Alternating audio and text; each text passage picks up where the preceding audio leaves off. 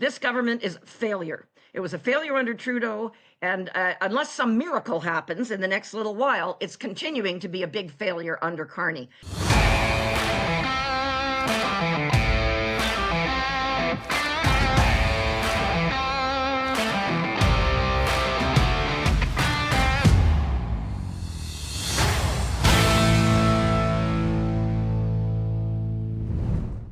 Many Canadians are being told that the economy is strong and that businesses are thriving, but the people actually running those businesses tell a very different story. Today, we're joined by Catherine Swift, president of the Coalition of Concerned Manufacturers and Businesses of Canada, to discuss the reality behind Ottawa's narrative and why this coalition felt it was necessary to launch a national Billboard campaign to set the record straight. Catherine, welcome to Northern Perspective. Thank you very much. Great to be here.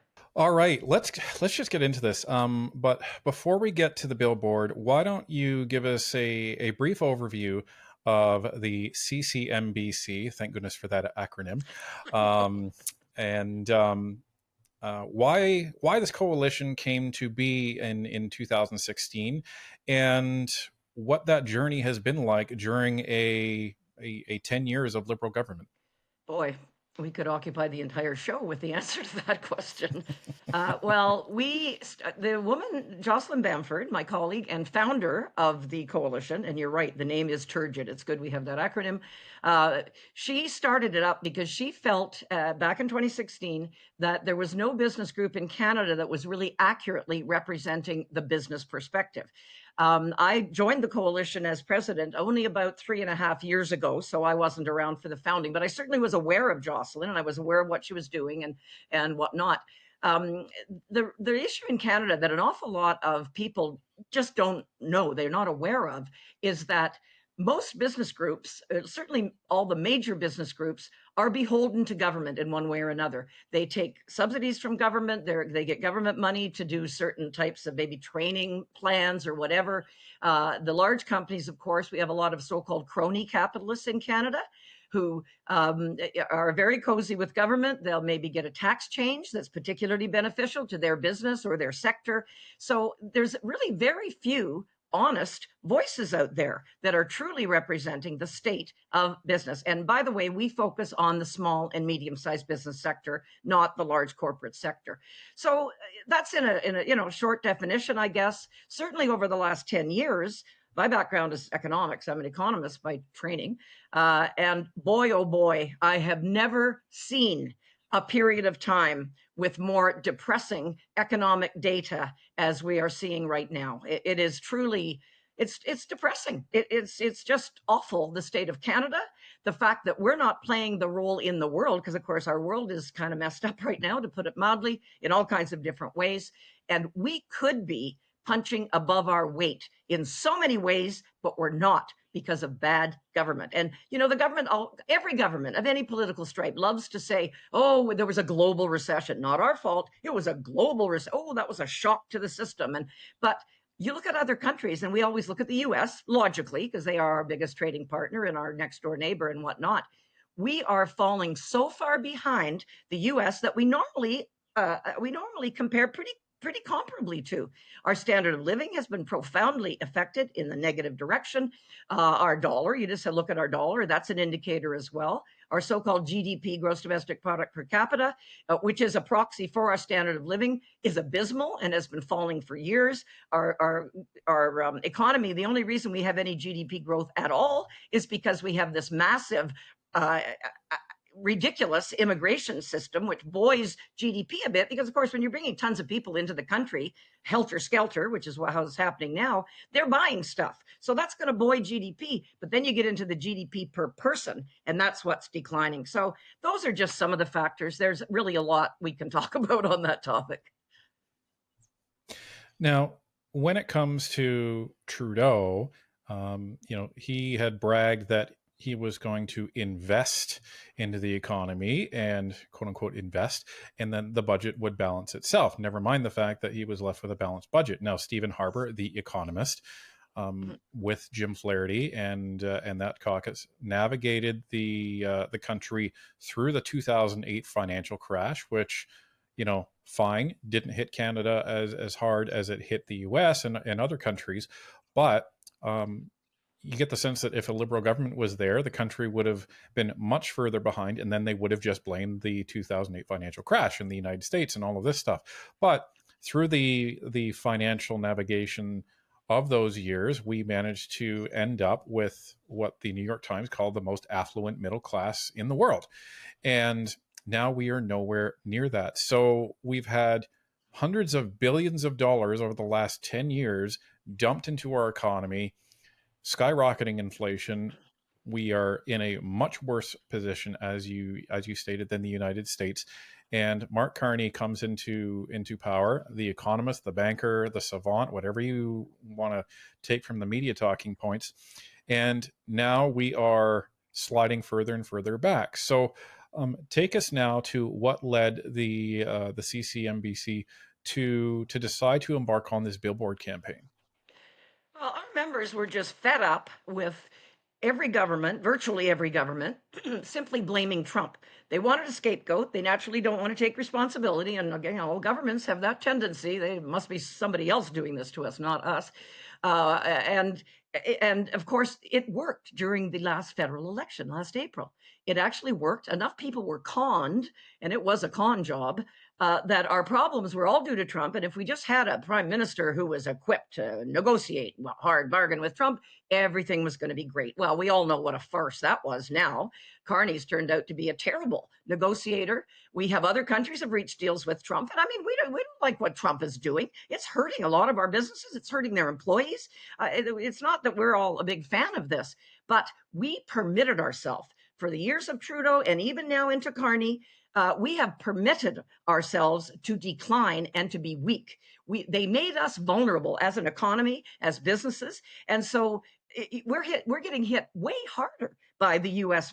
Trump tariffs and whatnot than we should have been. We should have been much stronger if the proper government policies had been pursued. We have a very high tax, low productivity economy, which is a deadly combination. Of course, they're related to each other because the more you tax people and the less productive. And you mentioned all the so-called investments of an absolute ballooning public sector. It's ridiculous. One of the things that Carney's accomplished, quote unquote, so far is to create a whole bunch more government. He's got a whole pile of new government departments, just what we need, when Trudeau had already increased government by 40% in terms of numbers, 70% in terms of the amount spent. So, and that's outrageous in such a short period of time. So we've done this to ourselves. That's what's exasperating about it is it is self-inflicted. And here we are, not able to capitalize on opportunities. The punishment of the resources sector, notably oil and gas, but not just oil and gas, other projects as well. Projects were not permitted to proceed by Trudeau. And now Carney has got this weird bill C5 that permits them to overrule all the bad legislation, things like emissions caps, the tanker ban on the north and west coast, and so on, methane regulations. There's quite a number of these terrible pieces of legislation that are on the books right now, but he hasn't canceled them. And this is why we're seeing an absolute hemorrhaging of investment out of this country. And it's not just foreign investment, it's Canadians that are taking their money out of Canada. And one thing that strikes me as just appalling is that we know Carney himself, he can't have much confidence in Canada. He doesn't invest here, he invests in the US. He invests in a lot of oil and gas pipelines and whatnot. So the hypocrisy is appalling. And all of us as Canadians, we are all paying the price. So for our audience, can you please describe why it is problematic to have a ballooning public service and a shrinking private sector? Well, it's pretty simple, really. One sector, the public sector, consumes wealth. One sector produces wealth. When you've got your consuming sector outstripping your producing sector, eventually you're going to have trouble. It's like Margaret Thatcher's famous saying, problem with socialism is sooner or later you run out of everybody else's money. And we're at that point. And the fact that investment is fleeing when we have so much potential, this is the other frustrating part. If it were somehow mysterious why our economy was in the tank, that would be one thing. It's not mysterious at all. We know exactly why it's happening. So why can't we as governments collectively implement the policies that we know we need: lower taxes, less government, less intrusive, problematic legislation that doesn't permit us to get anything built in Canada for like 15, 20-year timelines, for goodness sakes. But the answers are not a mystery.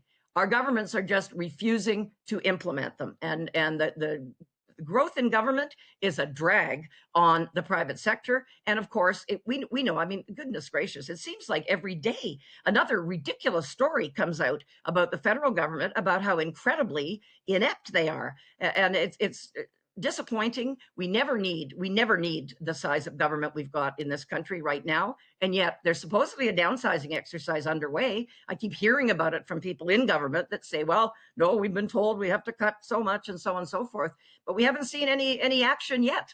So you're imposing more and more taxes on everybody, individuals, businesses, everybody, so that you can support this, gigantic blob of an inefficient government. And what is the goal of the Billboard campaign, especially considering the budget, if you even want to call it that, is about to be dropped in about a week, and it's expected, if you believe the C.D. Howe Institute and other think tanks, that the deficit could be upwards of $100 billion. Yeah, well, of course, oh boy, there are so many issues with this budget. First of all, Carney's pulling a fast one on everybody to try to pretend that we've got operating money and investment, like capital investment.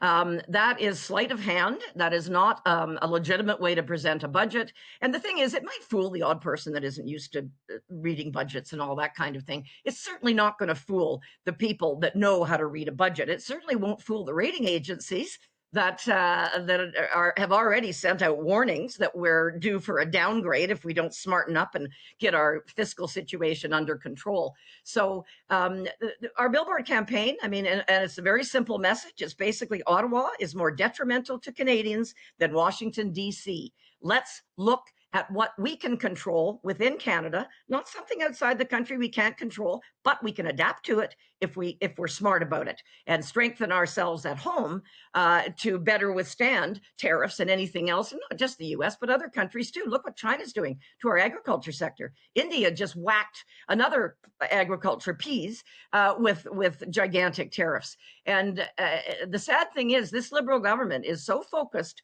on votes as opposed to doing the right thing for the country that it really doesn't care. This affects the prairies more than it affects anybody else in the country.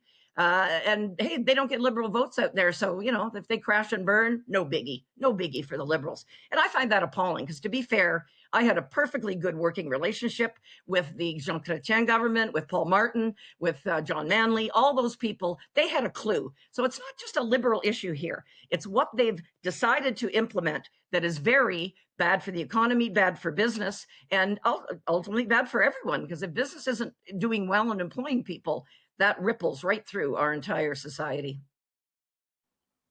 And this is a nonpartisan issue because, in your position, you're representing a coalition of small businesses. They don't care who's in government as long as government allows them to grow their business and provides an environment where they can thrive. So based on your training as an economist and what you've seen in your experience, what should the Liberals be doing? Well, our tax system is a dog's breakfast. It has needed a significant reform for a very long time. A lot of things, it's like a patchwork quilt or something, things keep getting tacked onto it and so on and so forth, and you end up with a disaster of a tax system. It's unfathomable to so many people. You got to hire a professional. Accountants probably love it because you got to hire somebody to do your taxes. It's so complicated. And of course, for businesses, especially small, medium-sized firms, they don't have the resources to spend $1 gazillion on tax lawyers and accountants and others to try to decipher things. We saw recently, talking about the incompetence of the federal government, we saw a terrible Auditor General found that the amount of correct information that was being given out by the CRA was minuscule, and that's nothing new, by the way. That's been the case for a very long time, and it's much bigger. It's a much bigger department than it ever has been before, and still it can't seem to give out correct information. I mean, that's just one example. So taxes are a huge issue. The size of government, it has to shrink, and again, not just federally. Many provinces have increased their public sector as well.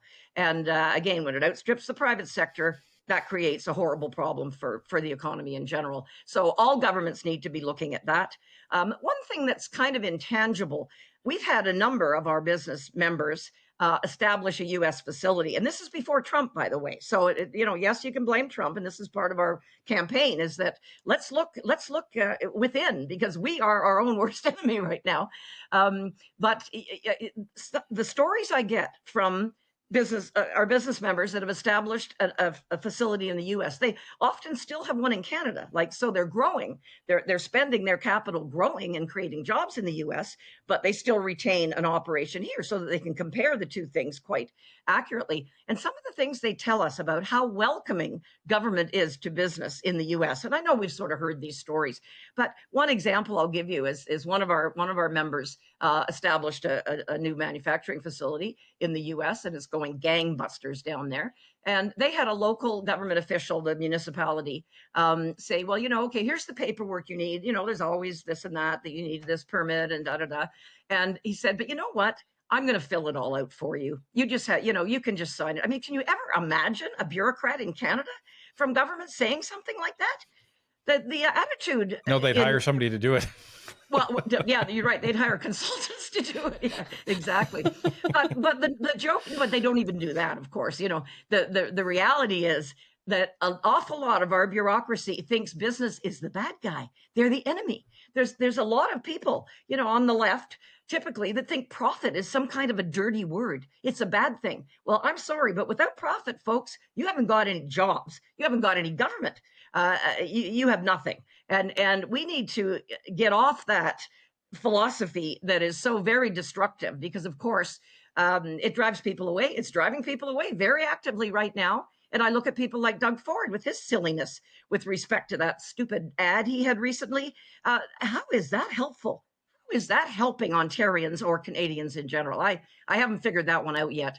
It seems we've got Carney and Ford and some other provinces, Ebby out in BC, wanting to thump their chest and look like they're the tough guys when all they're doing is damaging their own jurisdictions.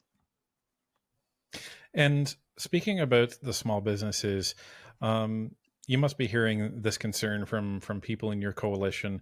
The CTV News, they put out a piece on this a few months ago, that 40% of small businesses are expected to close within the next year. Is that a real figure out there? And what are you hearing from your members? Well, I don't think that's a real figure. But there are demographic aspects to that. An awful lot of people that run small businesses. I mean, we know the baby boomer generation is a huge part of our population, right? It was a demographic anomaly, actually, to have all that post-war baby. I'm a baby boomer, and that was very unusual when you look historically, to have that gigantic number of births back following the Second World War. And now they're retiring. Some are even worse, off the planet, and a lot of those people own businesses. If they can't manage to sell that business, they usually try to hand it off to maybe a friend or a family member, somebody that's familiar with the business and so on. Then you're going to have the same kind of blow to the small business sector, with firms going out of business, but not because they're broke or anything, but because basically the owner is retiring. So that's one factor for sure. The COVID was very difficult on small business. We had ridiculous regulations. Why did we permit the Costco's and the Walmarts to stay open and yet punish a small business that might have 3 or 4 people in it at a time? I mean, that never made any sense from any scientific basis at all. But there was a lot of problems that created, and they're still lingering today, unfortunately, because they haven't been resolved in many businesses. So there's, and of course, a weak economy in general. Of course, you're going to have businesses closing when the economy is bad, like it is right now. So there are a lot of factors playing into the fact that we're going to see a shrinking small business sector. I don't believe it's going to be 40%. I think that's very high, but it's going to be a significant number. And bankruptcy stats, I look at those regularly. They haven't been very optimistic in the last little while either. So, what would your message or the CCMBC's message be to Canadians at this point in time to help make things better? Well, I think pay attention to who you're voting for. That's the bottom line. This government is a failure. It was a failure under Trudeau, and unless some miracle happens in the next little while, it's continuing to be a big failure under Carney. I met with Mark Carney numerous times when he was governor of the Bank of Canada, and he's not a dumb guy. Let's face it, he's not a dumb guy, and he's had this sort of accomplished global career in bureaucracy. What strikes me is people think he's a businessman. He's not a businessman. He's never run a business. He's never met a payroll. He's never done the regular things somebody that was savvy about business would do. And that was shown in spades. He had a TV interview back in Atlantic Canada. I can't remember exactly where it was, but it was one of the Atlantic provinces. And he was talking about how much steel do we use? As if steel was some kind, like the tariffs on steel weren't a big deal because we didn't use much. Are you kidding? I mean, that is a fundamental ignorance of the importance of a very, key industry in Canada. It's huge to the auto sector. It's huge to so much manufacturing. When I saw that, I thought, whoa, you might have your PhD in economics, but that doesn't mean you understand the economy from the ground level and what is really important in terms of policies. The fact that all of those negative pieces of legislation I was mentioning earlier, emissions caps and things squelching our oil and gas sector, the fact that they're still there speaks volumes. If you're an investor and you say, well, this guy's he's got this legislation that permits him to override these things. So if he can override them, he's acknowledging they're bad, right? Why would he have to override them if they were good? But he's not removing them. And the concentration of power has always been in the Prime Minister's office, has always been excessive, in my opinion, but it's even more so now. So here he is, the King of Canada, who wants to have a personal decision as to what he thinks will be right for the country. That kind of, nobody's that smart. I'm sorry. You need a lot more you need a lot more intelligence to be devoted to policy than any one person can bring to the table. Also, the fact that he's still got all the old retreads, or most of the old retreads from the Trudeau days. And, there's a lot of talk that he has trouble with his caucus because they still want to follow all this nutty climate stuff that increasingly is shown to be a gigantic waste of money and effectively impoverishes people. So, there's an awful lot of messages: less government, lower taxes, more streamlined processes for approving projects, open up our resource sector, permit that number one sector in the economy in terms of export earnings is oil and gas. And yet we're squelching it. I mean, how ridiculous is that? So those are obviously interprovincial trade barriers too. They still exist. Every single government. So, we're going to solve that problem. Well, it's not solved yet. So that's yet another thing internally we could do. There's a ton we can do to improve our own economy with no other involvement from any other government or Orange Man bad or whatever it happens to be. And we want to see the government and voters' eye on the ball. And the ball is what we can control and what we can improve in our own house. And then we'll be better off. No question about it. Instead of continuing policies that have failed so abysmally, I can't believe anybody can support them anymore, unless they're pocketing money. Because let's face it, a lot of people have made a ton of money from the whole climate stuff. And that's the real story, is how much we average folks have been robbed to line the pockets of people friendly to the government.